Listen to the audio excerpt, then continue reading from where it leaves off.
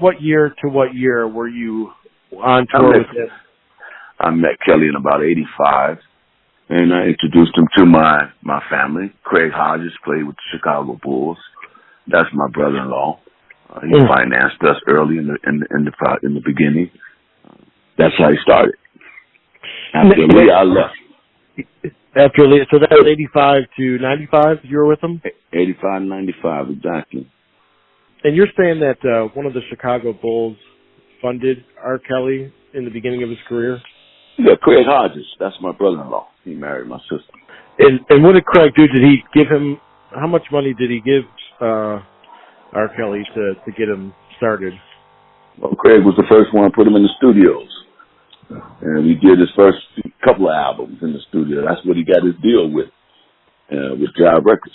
Craig's money got him his $35,000 just for the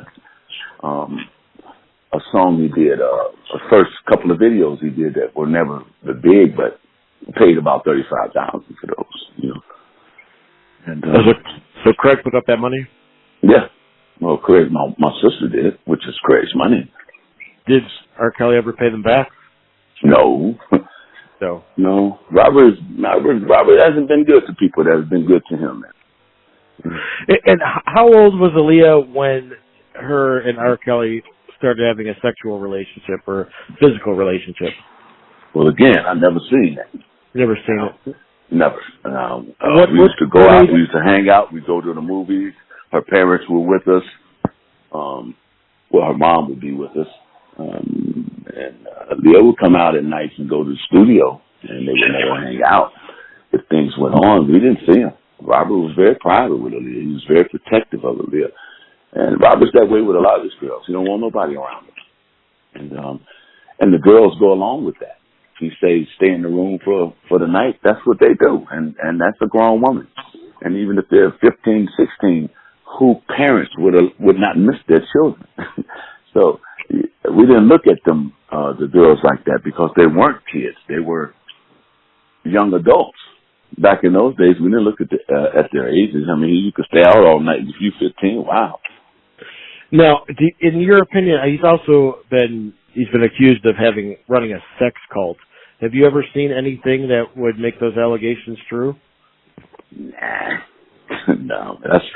Here's a guy that has money that is just got girls that they're young, man, and they're young, and he keeps them private.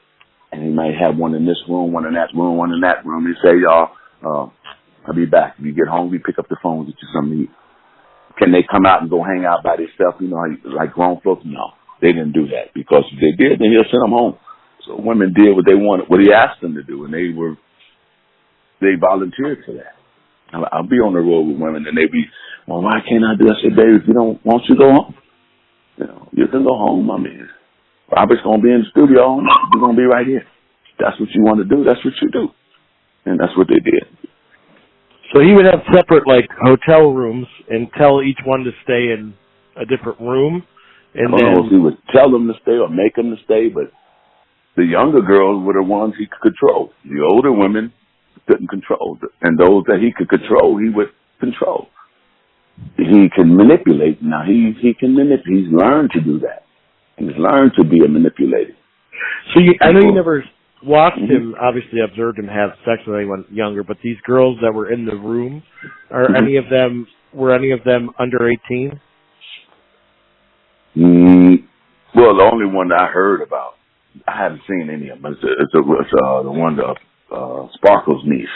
I did know her, but I didn't know he was, she was so fine and gorgeous as a young girl and built like a woman, but still I knew she was young. Yeah, she's 14. But okay, so he would just tell them, go to the room and wait while I go to the studio, and they were weaker-minded women, and they would just sit there and wait all night until. It wasn't only women, man. It's men. Robert had guys around him that tame, and they have musical desires to be entertainers, and they go around Robert, and Robert would have them wait around for him all day long, sit in cars and wait on him, and they wait. So it's not just women. You see, Robert got guys that out there that he's changed the course of their lives, believing that he's going to do something for them, and that's what they do. Now, did you believe that he had sex with men as well? He got some freaky ways, I believe. He showed his ass to me, and I turned it down. But I thought he was playing. But as you look up and see shit now, he wasn't playing. Did he expose himself to you? Oh yeah, he did. He exposed himself to me. So how did that happen? Early '90s. This was in the early '90s, and he just got signed with Jive. We were down at the Empire Hotel, and it was just me and him. And this particular day, we had went out, and I went out and met two girls, brought them up, kicked it with them. And after they left, we had split rooms, joining rooms. And after the girls left, Rob came in my room, butt naked. I'm like, man, man, what are you doing, man? He walked over to the mirror and leaned over and said, man, you want some of that? You know you want it. And, I took it as a joke. And I took it as a joke, and I got up and said, man, you little freak, man, I'm going to get that. And I walked up behind him, and he didn't move, and I just, man, get your ass out of here. And, left it at that. Nothing ever came of that. And I go back over the years, I think today to myself, had I stuck him back then, I'd probably be with him. Hi, this is Demetrius Smith, and you're listening to the Domenick Nati Show.